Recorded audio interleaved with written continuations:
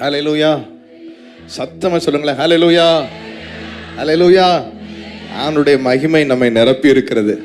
எத்தனை பேர் நம்புறீங்க? மகிமை நிரப்பி இருக்கிறது. ஒவ்வொரு பாத்திரமும் நிரம்பி வழிந்து கொண்டிருக்கிறது. வலது பக்கம் இடது பக்கம் திரும்பி பார்த்து சொல்லுங்க, உங்க பாத்திரம் நிரம்பி வழிந்து கொண்டிருக்கிறது. ஆமென் சொல்லுங்களேன். இந்த 100வது முழு இரவு ஜபத்தில் இருப்பதை நான் ஒரு பெரிய ப்ரிவிலேஜா நினைக்கிறேன். இது ஒரு கனமான இடம் எனக்கு தெரியும். ஏன்னா நான் சிறு வயதிலிருந்து நான் பார்த்து வளர்ந்தேன். இந்த கேபிட்டல் சிட்டியில் இது ஒரு கேபிட்டல் திருச்சபை போல, கிறிஸ்தவர்களுக்கு இது ஒரு அடையாளம் மாதிரி. அப்படிப்பட்ட ஒரு கனமான இடத்துல ஆண்டவர் இந்த 100வது ஜபத்தில் என்னை நிறுத்தி ஆண்டோடைய வார்த்தையை சொல்ல எனக்கு வாய்ப்பு தந்திருக்கிறேன். நான் தேவாதி தேவனுக்கு கோடான கோடி ஸ்தோத்திரம் செலுத்துகிறேன். நல்ல பலமாய் கரங்களை தட்டி தேவனை மகிமைப்படுத்துவோம். என்னை அன்போடு அழைத்து ஏறக்குறை 5 முறை நான் வந்திருக்கிறேன். என்னை அன்போடு அழைத்த தகப்பன்மாருக்கு விசேஷமாக பாஸ்டர் மோகன் அவர்களுக்கு என்னுடைய மனமார்ந்த நன்றி.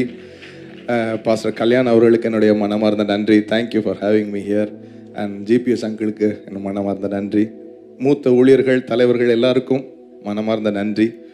விசேஷமாக எனக்கு இன்றைக்கி ஒரு ட்ரூ ஜாய் என்னன்னு கேட்டால், என்னுடைய ஆவிக்குரிய தகப்பனாரை கூட வைத்து கொண்டே ஆண்டுடைய வார்த்தையை நான் பேசி கொண்டிருக்கிறேன்.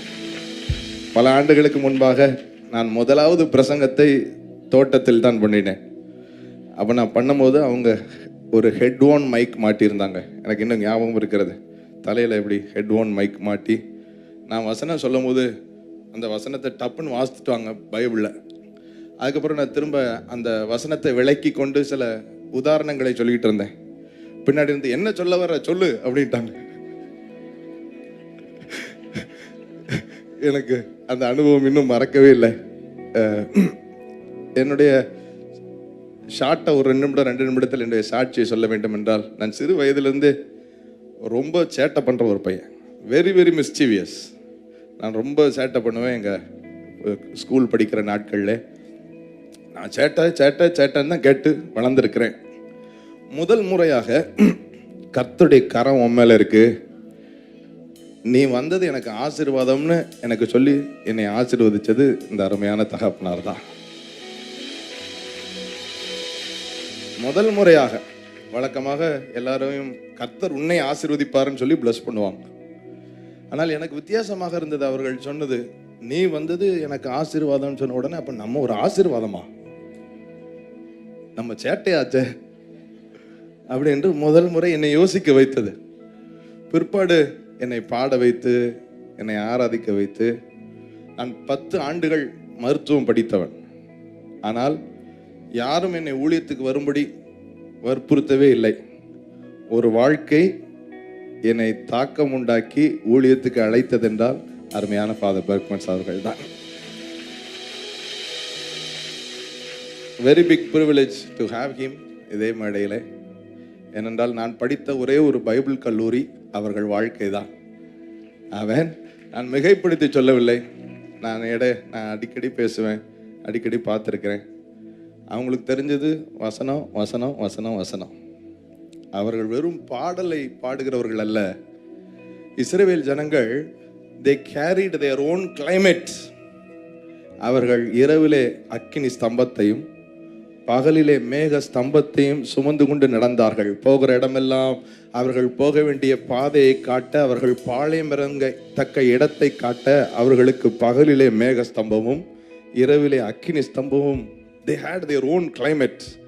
அப்படிப்பட்ட மகிமையை சுமக்கிற ஒரு கிளைமேட்டை மாத்துகிற ஒரு பாத்திரம் நமக்காக கர்த்தர் கொடுத்திருக்கிற நம்முடைய தகப்பனார். கரங்களை தட்டி ஆண்டவரை மகிமைப்படும். என்னை ஊழியத்துக்கு வருகிறேன் என்று சொன்ன பொழுது எனக்கு ரொம்ப யோசனையாக இருந்தது எங்கள் பெற்றோர் தான். ஏன்னா என்னை படிக்க வைத்தார்கள். என் தகப்பனார் ரொம்ப ஒரு மருத்துவர் தான். அந்த மருத்துவமனையை விட்டு நான் ஊழியத்துக்கு வருகிறேன் என்று சொல்ல பொழுது மனதார அவர்கள் என்னை ஊழியம் செய்ய வெட்டு கொடுத்தார்கள், விதைத்தார்கள். அதனால தான் நான் உங்கள் முன்பாக நின்று கொண்டிருக்கிறேன். ஆமென் சொல்லுங்களேன். ஒரு நல்ல தேவனை நாம் ஆராதிக்கிறோம். எத்தனை பேர் நம்புறீங்க? இந்த நல்ல தேவனை இந்த உலகத்துக்கு பறைசாற்றுகிற மகிமையான பாத்திரங்கள் தான் இங்கே உட்கார்ந்து இருக்கிறோம். நம்மேல் தான் கர்த்தருடைய மகிமை உதித்திருக்கிறது. இனி வருகிற நாட்கள் இருள் பூமியையும் காரிருள் ஜனங்களை மூடும். ஆனால் கர்த்தருடைய மகிமை உன்மேல் காணப்படும். எழும்பி பிரகாசிக்கிற ஒரு காலம். எத்தனை பேர் நம்புறீங்க? நான் எழும்பி பிரகாசிப்பேன்னு சொல்றவங்க கை தட்டி ஆண்டவரை மகிமைப்படுத்துங்க. நல்ல பலமா கை தட்டி. என்னை ஆண்டவர் ஊழியத்திற்கு அழைக்கும் பொழுது எனக்குள்ள பயங்கர கேள்வி. இந்த ஏசாயா 60 வைத்து தான் என்னோட பேசினா. ஒரு மே மாதம் என் கை கால்கள் எல்லாம் உதறினது கர்த்தருடைய சத்தத்தை கேட்ட பொழுது. ஆண்டவர் என்னோடு பேசின வார்த்தை, திரள் திரளான கடற்கரை ஜனங்கள் உன் வசம் திரும்புவார்கள், ஜாதியின் பலத்த சேனை உன்னிடத்துல வரும், உன் இருதயம் அதிசயப்பட்டு பூரிக்கும் என்று கர்த்தர் சொன்னார். அப்போ சொல்லும் போது எனக்குள்ள கேள்வி, மருந்தை பத்தி பேசினா, மருத்துவத்தை பத்தி பேசினா, நான் பேசினா கேட்பாங்க, வசனத்தை பேசினா நான் பேசினா எப்படி கேட்பாங்க, என்ன எப்படி ஏத்துக்குருவாங்க, என்ன வழி இருக்கு, என்ன வாசல் இருக்குன்னு நான் கேள்வி கேட்ட நாட்களை திரும்பி பார்க்கிறேன். இந்த நாள் இந்த நேரம் திடீரென்று நினைத்து வந்ததல்ல, இது கர்த்தர் என்றோ முன்குறித்து வைத்தது. நல்லா பலமா கைதட்டி தேவனை மகிமைப்படுத்துங்க. அப்பொழுதுதான் ஆண்டவர் தந்த பாடல்கள், அந்த பாடல்கள் வாசல்களை திறந்தது. ஆமென். முதலாக ஒரு பாடல், அந்த பாடல் உங்களுக்கு தெரியும். உம்மை போல புரிந்து கொள்ள யாரும் இல்லையே, உம்மை போல அரவணைக்க யாரும் இல்லையே, உம்மை போல புரிந்து கொள்ள யாரும் இல்லையே, உம்மை போல அரவணைக்க யாரும் இல்லையே, நீர் போதும் என் வாழ்விலே, ஏசையா நீர் போதும் என் வாழ்விலே,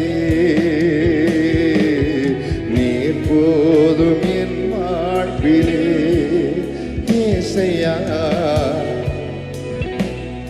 எனவே நான் உங்களுக்கு சொல்லுகிறேன், உங்கள் நினைவுகள் அவருடைய நினைவுகள் அல்ல, உங்கள் வழிகள் அவருடைய வழிகளும் அல்ல. உங்கள் நினைவுகளையும் வழிகளையும் விட பூமிக்கு வானம் எவ்வளவு உயரமா இருக்கிறதோ அவ்வளவு உயரமான நினைவுகளையும் வழிகளையும் கர்த்தர் வைத்திருக்கிறார். உங்களுக்கு குறித்ததை கர்த்தர் உங்களுக்கு நிறைவேற்றுவார். அவர் செய்ய நினைத்தது ஒன்று கூட உங்கள் வாழ்க்கையை தடை செய்ய முடியாது. கைகளை தட்டி